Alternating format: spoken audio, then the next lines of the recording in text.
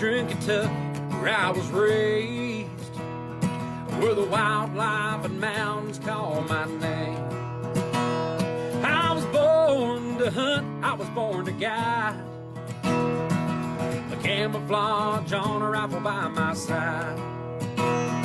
Just good old country boys chasing dreams in the Appalachian Mountains, fields and streams. From those white-tailed bucks strutting toms, the bugling elks that are on the run. Where those dreams are made, the trophies is our game. The TLC.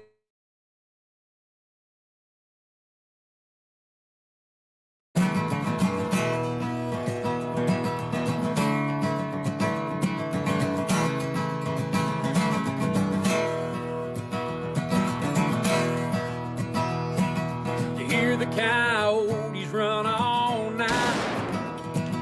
It's music to my ears and in my sights. I've got this hunting fever down in my bones. Glad my daddy taught me everything I know. From those white-tailed bucks strutting toms, the bugling elks that are on the run. Where dreams are made, trophies is our game. The TLC Outfitters is our name. From those white-tailed bucks strutting toms, a bugling elks there on the run. Where dreams are made, the trophies is our game. The TLC Outfitters is our name. Outfitter is our name.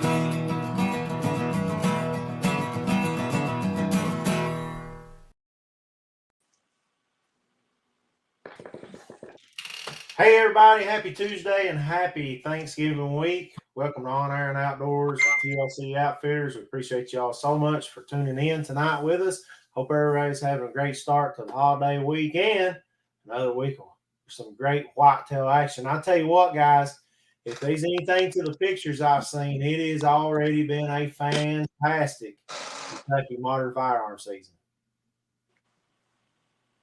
Yeah, they've had a great season so far. Some of the size of the deer that I've seen so far has just blown my mind. I mean, it seems like every year, there's a few good bucks taken, but it seems like this year we've really outdone ourselves.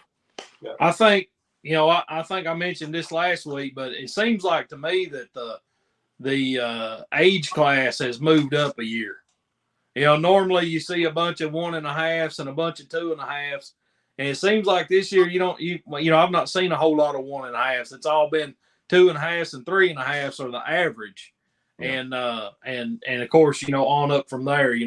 TJ killed 1 6.5. And I know several of the other guys have killed some really good deer too, but just seems like the age class has moved up a year than what it has been in the past on average. You know what amazes me is that depending on who you talk to, you get conflicting stories of what the rut's been doing. We've had guys that's telling us back in youth season, they got trail cam pictures or videos of, rut activity going on. For me, the opening weekend was some of the best rut activity I've ever seen. And then, talking to Matt this week, seeing all those deer this week in one sit and all that action going on. So it's kind of surprising to really talk to, hunters, they know what they're talking about, all the mixed bag of results of what's going on with the rut. What do y'all think? The rut's a tough time to hunt, I believe. I mean, I know that when it's good, it's great, but the problem with the rut is you can be 100 yards from the action and you don't ever know what's going on, especially in the mountains. I believe the rut hit right. I believe the moon phase and everything worked out right to where we had, there was a possibility to see a lot of rut activity, but just getting the eyes on them, there's a lot of times that you can be, just sitting in the wrong spot, and all the deer activity at night is based upon your cameras is put you in a position to where you think you're in the right spot, but all the daytime rut activity is happening, just around the hill from where you're at. So I believe that makes a big difference about, what people think about what rut activity is going on. Yeah. All in all, down here around us, I mean, we've seen a lot of deer and had a lot of success with the people that we've tried to help get a deer this year. But as far as like true rut activity, I mean, it's been kind of sparse, really. I mean, from what I've seen down here, Sunday morning I seen 29 deer from daylight till noon. Seen 29 total deer, about 7 different bucks. Some of those other deer, those does could have been repeats or whatever the case was. But I seen 29 deer, and I seen one deer that was really chasing, and I seen one deer that was kind of interested, and then I seen 5 or 6 or 4 or 5 bucks that just picking grass as they walk through. Just no interest at all. So it's all over the map up here. Yeah. We got some folks joining us tonight. As always, we appreciate so much. If you've not done so, please like and share this video. Get the word out there about all things on air and outdoors. As always, our good buddy down south, Gator Paul, says, hey, guys. He says, y'all need to grow your deer a little smaller and make the rest of us look like jokes. Did y'all see, I know Matt, our buddy, sent us that picture, but did y'all see the picture of that Florida deer that guy held up? It looked kind of like a German Shepherd. It was a buck. Did y'all see that on social media this week? Yeah. Some of them small down there, but now we've seen, I mean, you take Wayne, for instance, and I know he's on here. We appreciate him tuning in. Wayne's killed some stud bucks in Florida, too. All those, some of those stuff he showed us, our buddy Wayne Hardvis. So, I mean, there's some good bucks down there, too. Had 6 clients come back from your neck of the woods and bring him deer all the way down there to Inglis. So, Wayne says, hey, guys, come on back. I need some more laughs. Man, don't tell me that, Wayne. We'll be right down. I'll make Matt point that truck south, man. We'll head right down. We're trying, Wayne. We're trying to get down there this spring for sure. Yeah, love it down there, Wayne. Thank you, guys. Thank you, Wayne. Thank you, Gator Paul. We got some other folks joining us tonight. We've got Miss Candace. We're going to be showing her off. Our very own Nathan Gerald, Matthew Andrew, Tiffany, Peyton. Thank you all. You might know a lady by the name of Adriana there, Matt. Hey, I don't know if we can or not, but Kimber told me she wanted to be on the show, so I don't know if you can make that happen tonight or not. Yeah, I'll hook it up here in just a second. Brad, appreciate you, Brad Wills, Adriana's husband. Daniel, thank you for tuning in. Cody, thank you. Our very own Paris, we're going to be showing you off in a minute. Josh, John Ramey, John Moore, thank you all. Brittany, thank you. Nathan says, I think I need some hunting lessons this year. Happy early Thanksgiving to everybody. And that's coming from a guy who puts big bucks down year after year. And, Nathan and I talk a lot about what's going on and what's happening and whatever else, man.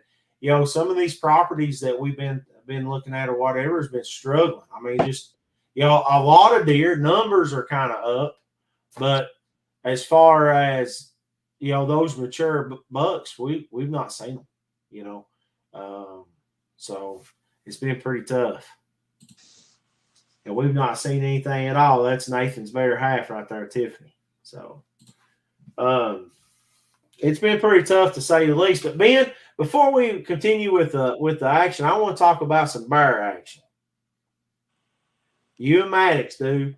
That was an awesome father-son hunt. What can you say about that experience over off that black bear?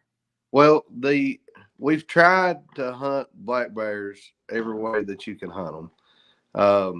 And our ground that we have is I mean, we're blessed to have a lot of bears. So finally we called in the guys with the hounds.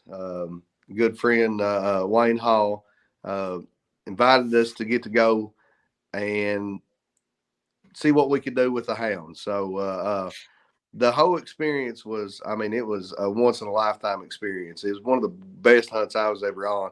We was able to get to see a bear get harvested early that morning, and then they put one up the tree, and basically to get a kid one, basically it needs to be up the tree. So once they had one treed and stuff, it was the most challenging hunt he'd ever been on. So it really made it one of the most rewarding hunts. You know, we had to walk about 7/10 of a mile into the tree, and they tree and some of the ground that they treed on, the hillside was straight up and down. It's big rock outcrops. I mean, we're shearing the edge of the mountain trying to get up there, basically fighting for every step you can get. And then to get out there and see that bear, 50, 60 foot up in a big red oak standing, and get the opportunity to harvest him the way we did was pretty awesome. So the whole experience was great. And actually today just got the call that the meat's done at the processor, and we got him took care of at the taxidermy and everything. So he's going to get a half body mount on him, and hopefully we'll be able to enjoy the meat. I know I don't get to, but my family will. And bear meat a lot of times gets a bad rap. I'm gonna tell you something. When we went to Canada, we ate it up there, and the outfitter fixed it for us, and he fixed like a beef and noodles, except it was like bear noodles. And man, I'm gonna tell you what, it was fantastic. It was really good. Yeah, we're really hoping that the burger is kind of something that they said that you could add the pork fat to, and that the burger would be real useful. So, but they got summer sausage and snack sticks and jerky made, so should be pretty good. Yeah. But so being that alpha gal disease, that won't let you eat bear meat either. No, basically any mammal. So it's pretty bad. It's pretty bad, especially whenever you have hobbies like mine. Yeah. So, but I'm going to have to find new people to hang out with. I mean, you can't eat the meat. Trendy can't field dress his own deer because he's allergic to them. Oh wow! So I'm going to have to find me some new friends to hang out with. Now I can field dress them. What I'm going to come out on the end looking like is going to be something totally different. So, well, they warned me of that, but field dressing and stuff. But I wear the gloves and everything, and I've not had an issue. So, yeah, for me, man, it's the respiratory. And the funny thing is that elk don't do me that way. It's the deer, Yeah, and a deer dander's bad. It's real bad, man. It's pretty tough on me. Let's take a look now. Hopefully we have. We got a special guest getting ready to come on in just a minute. Let's talk about these other deer out here. And Ben, I know you sent me a couple pictures. We'll talk about them next week. I probably don't have time to get them on this week, but now that buck's a stud. That come out of Floyd County yesterday, I believe. Yeah, pretty excited about that one. Our very own Paris, Canada, took a really nice wide mature deer this week. Pretty nice there. We call him the GOAT, man. He gets it done. I was able to join Corey and Candace on this. Candace, and let me tell you about this old buck right here. This buck, he was love struck, son. And if there was ever one that led his lady leading to his death, it was this one right here. And he had her locked down. And when I say we seen some hard nose to the ground chasing, dogging, not gonna let him get away.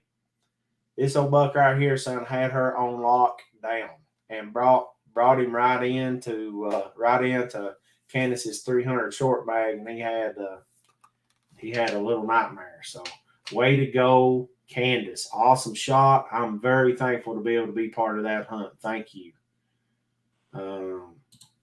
Right here, we was talking about Nathan and Tiffany there a while ago. Their son, Justice Gerald, laying the hammer down early on and getting this nice buck. Just an awesome, awesome family right there, and hunting family and getting it done. Hopefully, Tiffany, it's been so tough. I mean, I know Nathan's kind of got an itchy trigger finger, but hopefully you don't have to knock him out of the way to shoot one. He'll let you shoot one.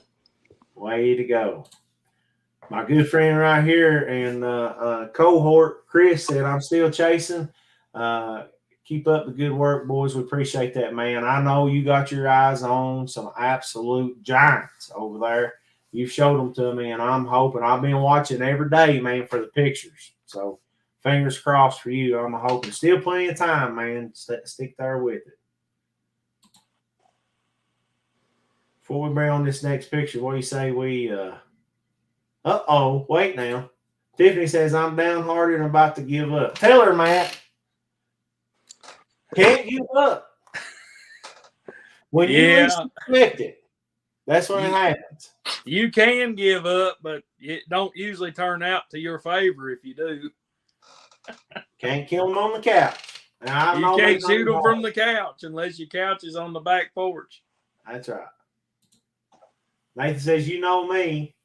I get told I'm too much of a selective hunter, but I just let them grow. I like to let them grow. That's the only way they can grow. If they can't go, they can't grow. Very good. Hi, Miss Kimber. Hi. How are you doing? Pretty good. Now, if there's one of us on here that don't have a problem on pulling the trigger, connecting, and putting big bucks down, it's you. Did you have a good time? Yeah. Let's take a look at this buck you got this week, and let's talk about it. What'd you call this buck? What'd you name him? I called him the Triceratops buck. What'd you end up calling him? What'd you call him? Tricorn. Yep. The tricorn buck.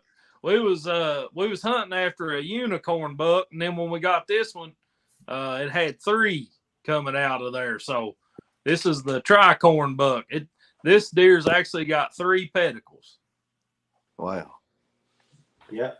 Which means some people may not know what that means, Matt. What does 3 pedicles mean? Basically the rosebud that flares out at the base where it connects to the skull. It's basically where the skull starts to grow the antler. So this is actually, instead of having, normally 2 main pedicles or 2 main beams, this has actually got 3. That is awesome. That's an awesome buck. Now, there's a little bit of a story behind this buck. This was not the target buck. Am I correct? Correct. That's right. And the funny thing is the one that you were after, the possibility of the one you were after, the uniqueness of it versus what you ended up with is next to impossible. Y'all tell the story about how, what you was after and what you ended up with. So sometime in the middle of October, we had a deer show up that actually had a full rack on its right side and then just a spike on its left side. And instead of that pedicle coming straight up out of the top of the skull, it almost looks like it come out from the side of the skull. So this had been an injury at some point, I believe, and possibly genetic. At first, we thought it was an injury at some point, but we called that the unicorn buck. So it had a 4-point main side on the right, and then about a 7-inch spike on the left. So that was the target buck. As soon as I sent it to Kimber, I think she kind of fell in love with it because it was unique. And when she showed up this past, during the opening gun season, she said she was going to shoot that deer or something bigger. So she's had a little bit of success the last couple of years and has killed several deer with us so far. So she's got to the point where she said, I'm going to kill that one or I'm going to kill something bigger than that one. I don't want anything less. So we went after the unicorn deer and hunted a few sets for it, and weren't able to link up with it. And by golly, we went down and set up, and I looked up and I seen this deer, and I was like, uh-oh, that's a good deer for what we're looking for. So got her in position, and she made a heck of a shot. And instead of a unicorn, we got a tricorn. What'd you think, Miss Kimber? Tell us about it. So at first I was getting a little tired of the first deer we saw because we saw the same spike 3 times. And he got kind of annoying. And I had lots of fun. Well, good. And you and your brother. Now we showed your brother last week. He was able to get one with your dad, and then you was able to get one this week, and that's just awesome. And not only that, but your dad was able to get his first flintlock harvest, which is something. I mean, how many people in modern times can say that they've harvested deer with a flintlock muzzleloader? That's pretty awesome in itself. So that's a good deal. Good deal. And our buddy Jimmy McGuffin says, congratulations. Trendy, it's one thing that we as guides we run into a lot is a lot of people that like to go hunting or haven't hunted a whole lot in their life and didn't grow up in the woods. And it's different, it's just different how they're used to handling a gun and things like that. And I gotta give it to Kimber. The first couple of years that we've been hunting here, she's always been a great shot off of a bench, but she's had a hard time the last couple of years, figuring out how to use that scope in a hunting situation where the gun wasn't just set up there for her. And just over practice this year, I'm telling you what, man, she dropped that gun down to her shoulder and laid it down on that rest, and she was on that deer like that this year, to where in the past she was all, I can't find it, and this year it was just bring it up to her shoulder and shoot. So that practice has gone a long way, that's for sure. Yeah, and that just shows, getting a youth out there and getting them in the woods, getting them hunting, getting them started.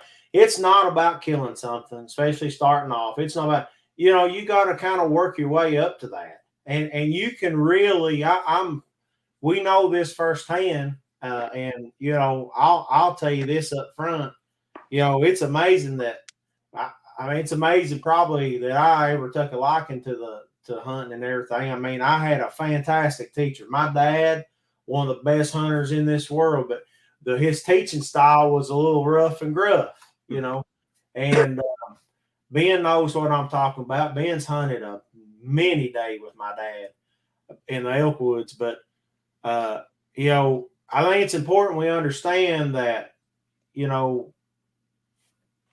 taking the time to do right by the kids and making it all about them. But now the funny thing is that same rough and gruff guy took my daughter and would take her out, and she had all the things. And the moment she said she was done, son, they were out of there. If she was cold, he accommodated that. So, man, I know you worked your heart out with and done such a great job with Adriana. I mean, she is a fantastic hunter and sports lady, shot. And now, what you've done with these kids here, and along with Brad, I mean, you all have done such a good job. And kudos to everybody that takes the time for the youth, man. It's the most precious resource we've got. Gator Paul says, way to go, Kimber. Great job. Thanks, Gator Paul. And our very own Candace said, nothing like the memories hunting with family. That's exactly right. Very good. So I didn't mean to interrupt you there, Kimber. What else you got for us?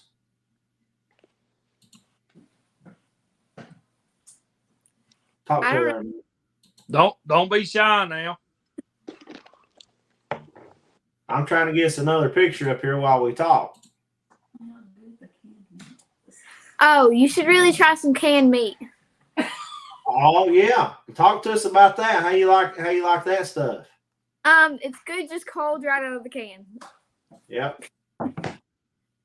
So just to clarify for everybody, Brad, her father, has started trying to, can some meat. Of course, I don't know why they quit hunting. I mean, they've only got 3 or 4 deer in the refrigerator and an elk this year, so they might be running out of freezer space. So that might be why he started canning meat. I'm not sure, but you and I, Trendy, I know, and probably Ben too, but you and I've eat a lot of canned deer meat in our life, and as far as I'm concerned, it's about the best way to eat it. And Brad has ventured out this year. I think this is his first time giving that a try. And, they canned a lot of their deer meats and stuff. So there again, it's just another way to prepare your harvest and be able to enjoy it for weeks, months, days, years to come, Yeah. And that's another thing I want everybody to understand. We put these pictures up here of these harvests, but the food aspect for all of us sitting here, and I know just the people I know that's watching, the food aspect of it is as important or more important than what we're talking about as far as a trophy is concerned. We all love the table fare that comes from it, and I think that's important to say too. My favorite thing to do is, after you get the cuts and everything, keep them for almost a year. And just before deer season, you eat on that. And then just before the next deer season, can all that. So you get almost a year in the freezer, and then you can, put it in cans. And I'm going to tell you what, if everybody had a mama like Shirley Shepherd, you wouldn't have to worry about that because she is a canning expert and loves it. And just like she said right here, she said, can it. And you don't have to worry about it freezer burner. We'll keep for years. And and when you crack the top on it, it's no different than if the very day you put it in there. It's great. And I'll tell you this too, there's a lot of people out there that talk bad about goose meat or duck meat, and they don't want, let me tell you something. You can that meat, and it'll taste like the best roast beef you've ever eaten in your life. It completely changes the texture, the taste, and everything. And a lot of people talk bad about bear meat, but I'm telling you right now, if we can be successful on a bear hunt with Jill, I'm going to try to can some of that bear meat and see if that don't do something to that too. Yeah. Jimmy said my 7-year-old grandson Eli got him a 6-point buck tonight. Man, that is awesome. Way to go, Eli. Jimmy, you send me them pictures. We will get them on next week, man. Tell Eli congratulations from all of us, and way to go for getting them kids out there. We appreciate you very much. Let's talk about this buck right here, Ben. I got it on here. When we think about big bucks, Eastern Kentucky gets a big, gets a kind of push to the side or in the shadows of northern, central, and western Kentucky. But now they've been some absolute giants come out of Eastern Kentucky. There has been.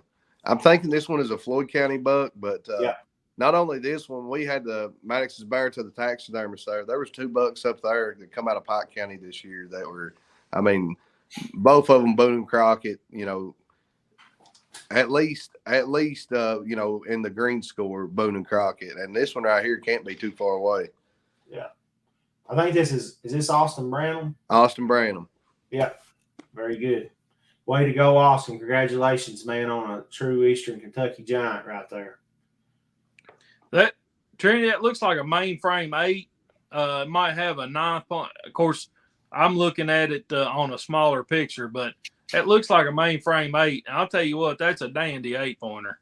Yeah. And if you're killing an 8-pointer that goes Boone and Crockett, you've done something, bud. Yeah. I'm telling you right now, if everybody watched the live of when you and I were at Justin's the other day at Tinsley Custom Wildlife of that 8-pointer, you handed out there, it was over 170 just with hands. Who knows? It may go 180. that is out of all the deer I've ever seen in my life. That's top 3 deer. I mean, that 8 and an 8-point. Yeah, look, I mean, I've seen bigger deer and I've seen deer that had more character, but when you're talking just an absolute symmetrical 8-pointer, it's the most impressive deer I think I've ever seen. Yeah. Congratulations, Eli. Shirley says. Thanks. He was listening to you, and that just made his day. It made our day for another kid to harvest, man. That's what it's all about. Keep hunting, Eli. You got one of the best guides in the business right there in your grandpa. So. What you want to say, man? About the table fair there. My son, we try to keep him out there and to keep him outdoors as much as possible. But one thing that's important to him is taking advantage of the Hunters for the Hungry program, and we're lucky there in Prestonsburg that the processor will take deer for Hunters for the Hungry. So one deer that he harvests every year, he wants to make sure that he at least donates one. So we always try to donate at least one deer a year to them. Through all that flood effort and the tornadoes in Western Kentucky and stuff, it was amazing that they come in here and set up trailers and feed everybody based upon those donations. So if you don't want to use the deer meat and you didn't have anything to do with it, there's no cost to it. You drop it off at the processor, give them your confirmation number, and drive on. So yeah, that's a great program, man. And I'll tell you, sometimes we take that stuff for granted, because we're so used to it. It's our lifestyle. It's our way of life, and I know even for little Kimber there, eating table fare from what's been harvested, that's a way of life for them. But there's so many people that don't know that, and there's so many needy people right in our front door that, appreciate programs like that. So I really urge people to, take a look at that. And if, you've never done it or you want to do it, it's a great cause. Make sure you check into it. And you can go to fw.ky.gov. You can go on there and find out all those places. You can get all the information where you can take that to if you're not exactly sure what to do in your area of participating processors. Yep. Hey, Kimber, is your brother around there close? Yeah. Does he want to show his ugly mug on here? I'll bring his back up. He's coming. Get on there and let's hear about your deer, Thomas. He's coming. He was in the other room. Maybe you can scoot your butt over there and both of you fit in the picture.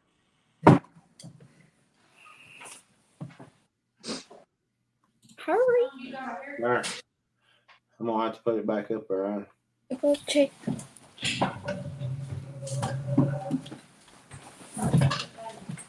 Hey, buddy, how are you? Good. Good. We was hoping you'd talk to us about your deer.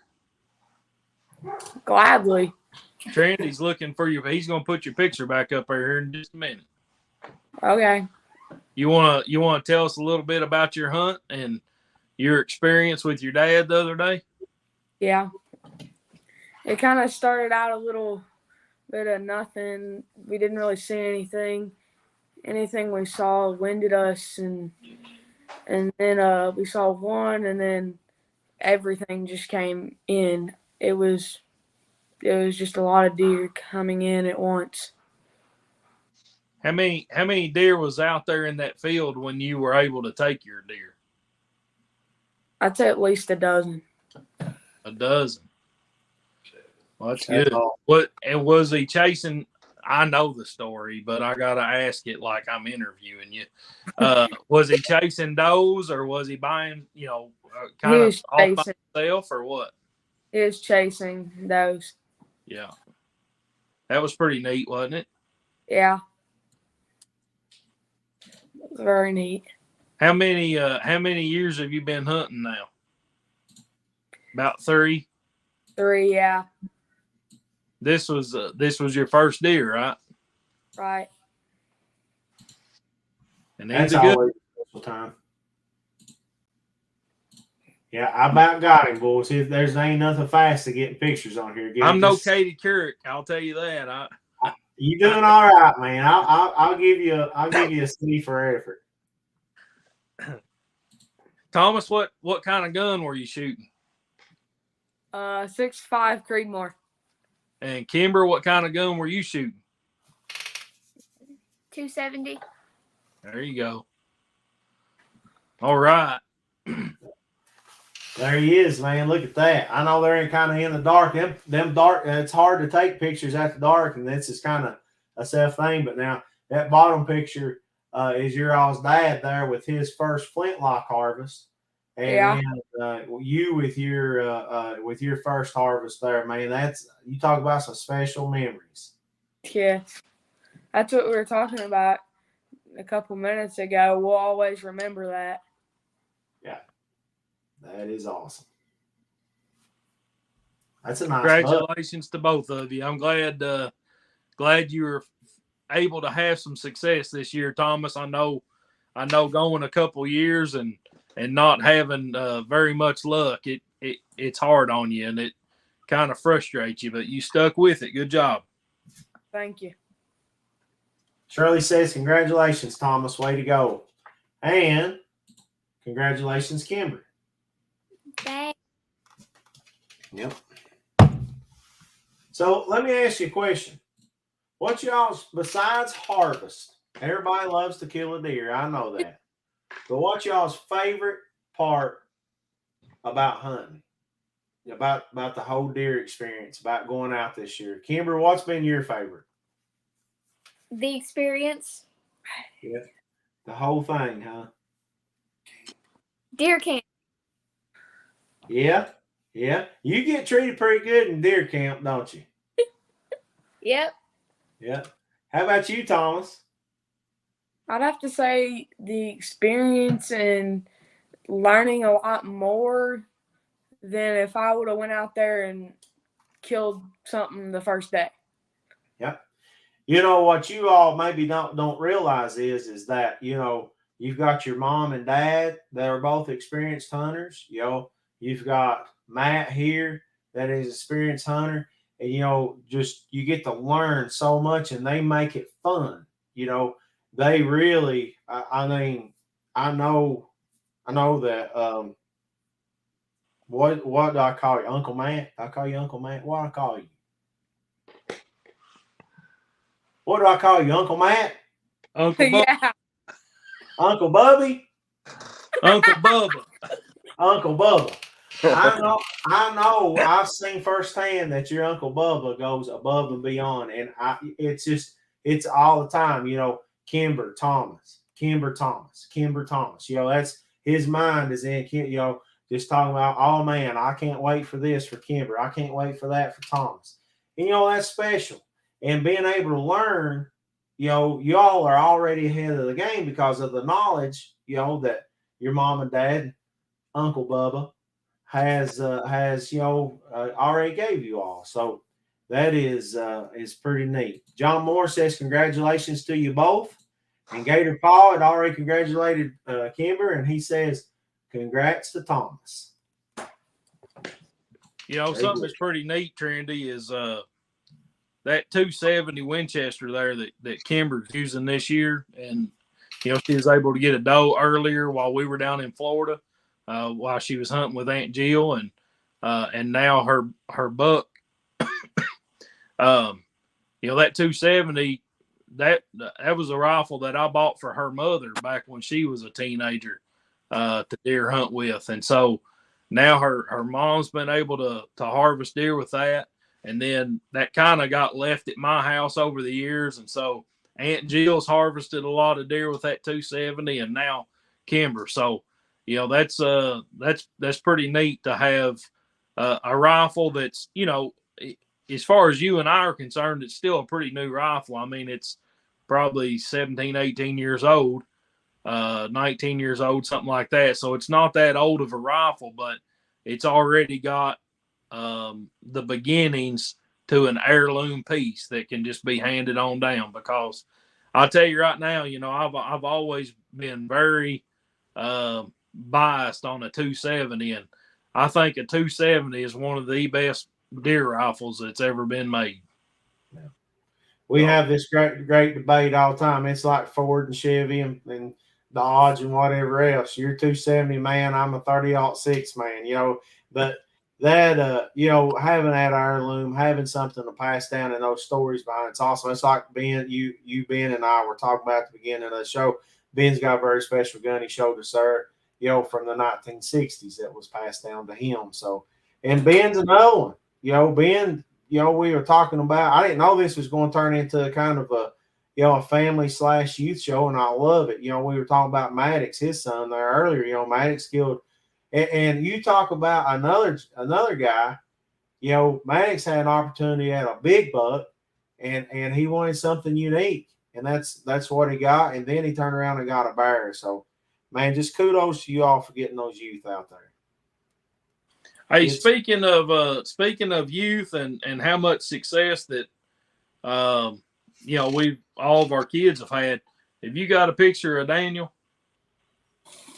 I do. I'll have to get it up there, but I'll get a picture. I've got it. Get that up there. I got a good little story about him too, and I don't know that they watch Tuesday in and Tuesday out, but I do think they go back and watch the YouTube recordings and things like that. So I definitely want to mention him because I think this was a pretty special hunt for him too. And yeah, I'll get that up there. So let me ask you guys, before we move on, I want to talk about, we got a lot. We've got till Sunday.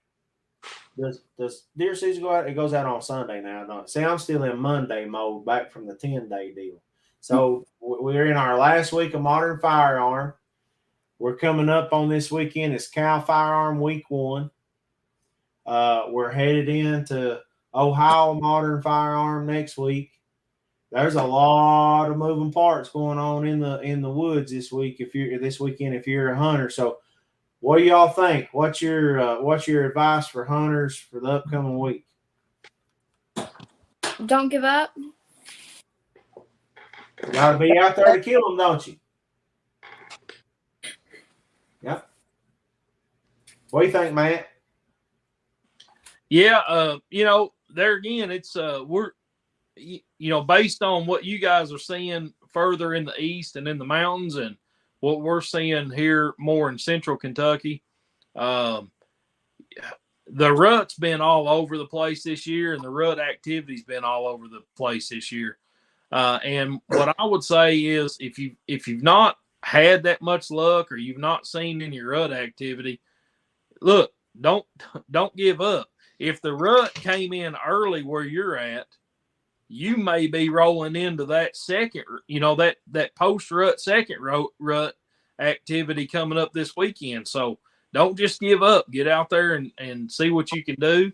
And who knows, maybe those deer have went through their rut activity, and now those big bucks are going to start looking for those green fields and start looking for those food sources again. So if you just kind of hem-haw around it and Debbie Downer the fact that you've not seen much activity or not seen a big buck yet, you may be missing out on the best time coming up this weekend. Who knows?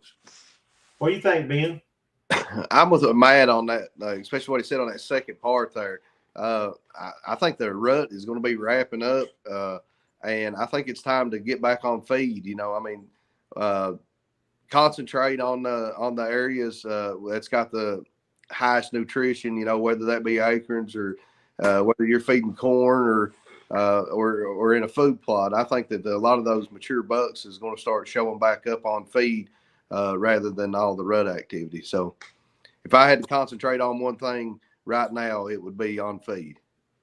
And, you know, we talk a lot about pre-rut activity. You know, we all agree that the pre-rut is some of the best hunting. You know, you're talking about, we always said, you know, Halloween.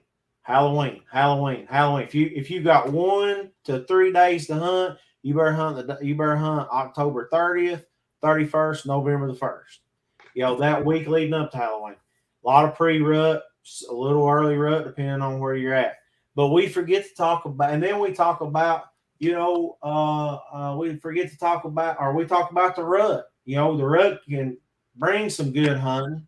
It can also bring some tough conditions with lockdown. But the one time we don't really talk about is that you see that influx of that rut activity peak out, start on the downhill slide, but there's still a lot, quite a few does that's not been, harvested yet by a buck. So, going to Ohio, in my mind, I'm thinking, okay, yeah, we're kind of late. We're headed into the first part of December, but there's still doe available for those bucks, and there's some post-rut activity. Yes. And I think that if you've not seen a bunch of that in your area, it's a good time. It's a good time to be thinking that. Don't, and break out of some of your norm. We talk about it all the time in turkey season and elk season. If you're going doing the same thing every day, repetitive, and you're expecting, a different result, that's the definition of insanity. Did you all know that? That's right.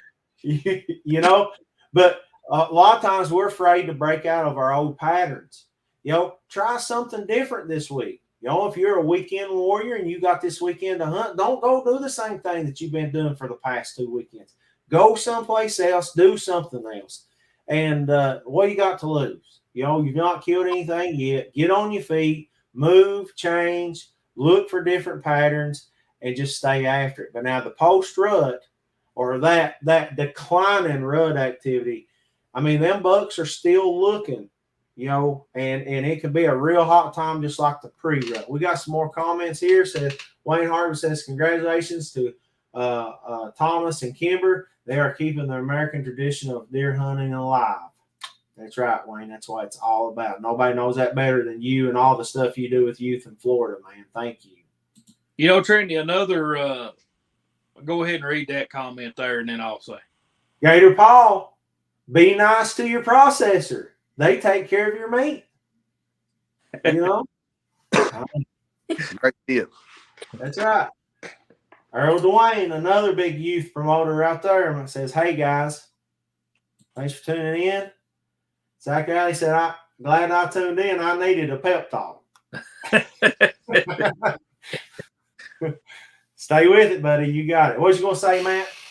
Another part of that equation about getting out this weekend is we got some Arctic air moving in for next week, folks.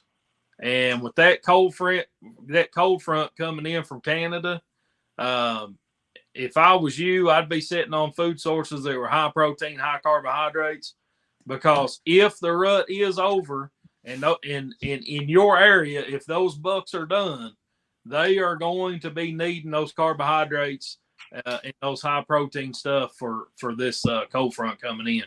Because, we're talking mid to low 20s for lows and mid 30s for highs.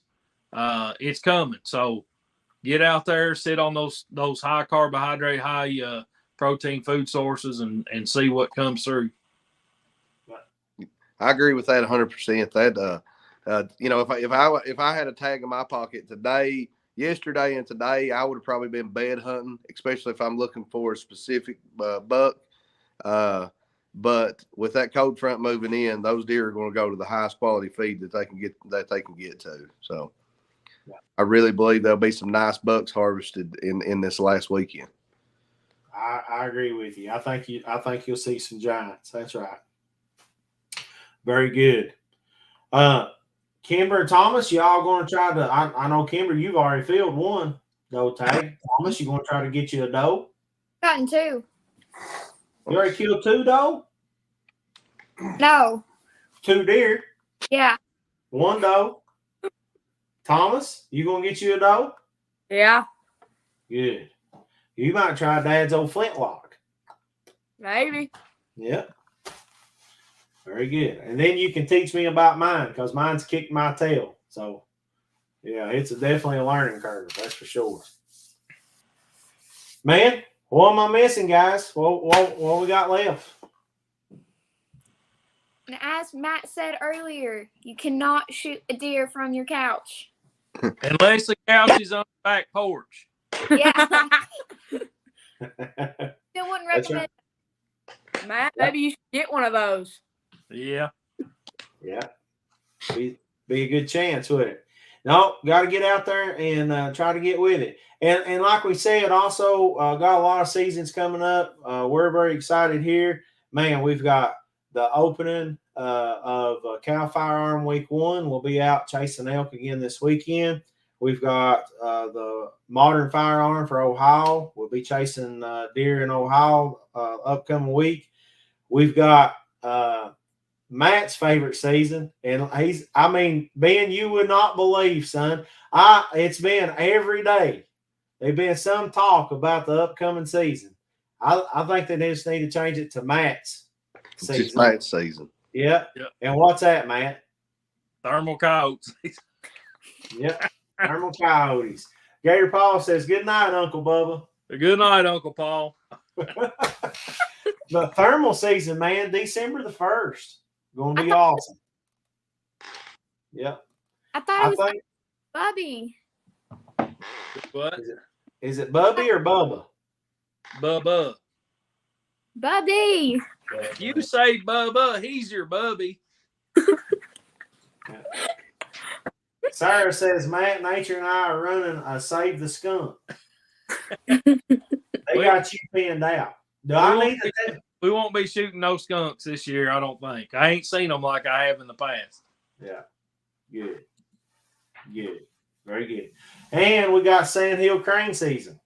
So anybody out there watching's got them Sandhill Crane tags, you can give us a call. We can set up a Sandhill Crane hunt for you. We will be outfitting Sandhill Crane hunts for the 2023 season. Pretty excited. So, guys and gal, I think that's it for tonight, man. And I can't forget, man, that next week it's a very special time for sportsmen and sports ladies. We've got a special called meeting for, I think, Matt, did you say the 7th and 9th district, or Ben? 7th and 9th district commission spots are open. There's going to be meetings next week to call to order, have a vote on who's going to be sent up for those spots. In case for those that don't know what that is, the commission is the ones that set bag limits. They set dates for seasons for hunting and all kinds of stuff. The commission for the Kentucky Department of Fish and Wildlife is a huge part of our everyday life as outdoors people, and it's going to be very important. So you need to get on fw.ky.gov and check out where and when those meetings are going to be. And it's just like anything else. It's one of the most important votes that you can have. You need to get out if you're in those districts. It'll show you where those are at in those regions. And you need to get out and you need to support, good selections for those commission spots. Very important to us because a commission can make a lot of rules for the betterment of for our resources, and we're going to need it. Yeah, we're going to need it. So very good. Thank you for the reminder, folks. That's it.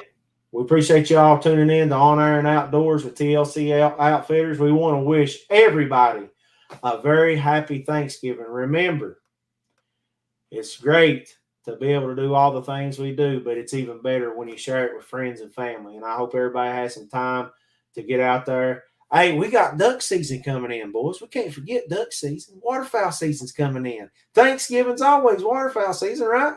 Yeah. Yeah. So make sure you enjoy your time. Be thankful. We need to be thankful every day, just not one day for Thanksgiving. And I know we're very thankful for all of you all for allowing us to do what we do. We hope you all enjoy it. We enjoy it thoroughly, and just hope everybody has a good week. So we'll see you right back here next week. Hopefully, Matt seals the deal on a big Ohio bruiser. That's what I'm going for. A big Ohio bruiser. That's a long shot for me, buddy. Yeah. Paul Priest says happy Thanksgiving to y'all. Paul Shear says, happy Thanksgiving, all be safe. But you got to be positive. Tell him, Kimber, Thomas, you got to be positive. Gotta be positive. I mean, I passed about 18 deer last year on opening day, so I'm not real good at pulling the trigger. Yeah, I know that's about like the dove field. He says, I'm 100%. He shoots one dove in the field, man. Yeah, that's one way to be 100%. Yeah. What'd you say, Kimber? You got to pull the trigger to shoot at them. That's right. That's right. Folks, y'all have a good one. We'll see y'all back here next week on air and outdoors with TLC Outfitters.